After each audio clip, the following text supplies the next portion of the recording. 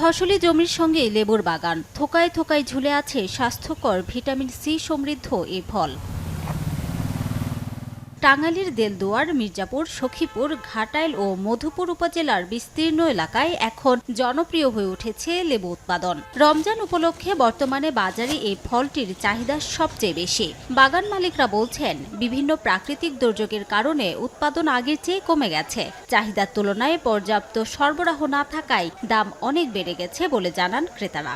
চাষিরা যা উৎপাদন করছে সেটা অনুযায়ী আমাদের চাহিদা পূরণ হচ্ছে না, যার কারণে লেবুর দাম অটোমেটিক বেড়ে গেছে। গাছ থেকে সর্বনিম্ন 50 থেকে 60টা লেবু ছিঁড়ে গেছে। এখন দেখা গেছে একটা গাছ থেকে সর্বোচ্চ 5 থেকে 7টা লেবু ছিঁড়া যায়। চাহিদা মিটাইতে পারতেছি না, মোকামেও অনেক লেবুর চাহিদা থাকে, দিতে পারতাছি না, এই জন্য লেবুর দামটা অত্যাধিক বেশি। ক্রয় ক্ষমতার মধ্যে কেমনে থাকে? রোজা লাগে কিনছি 20 টাকা কেজি, আর এই জায়গায় কেন লাগাইলে 140 টাকা কেজি। তবে অপরিপক্ক লেবু বাজারজাত বন্ধে প্রয়োজনীয় ব্যবস্থা নেওয়ার কথা জানায় কৃষি বিভাগ। কৃষি বিভাগ কৃষকদেরকে পরামর্শ দিয়ে যাচ্ছে যে লেবু যাতে পুরোপুরি পরিপক্ক হয়ে পরে বাজারে যাতে নিয়ে যায়, যাতে ক্রেতারা প্রতারিত না হয়। আমরা আশা করি যে কৃষকরা এই লাভবানের কারণে কিন্তু তারা পরবর্তীতে লেবু চাষে আরও আগ্রহী হবে। কৃষি বিভাগের তথ্য মতে টাঙ্গাইলে 2035 হেক্টর জমিতে লেবুর বাগান রয়েছে।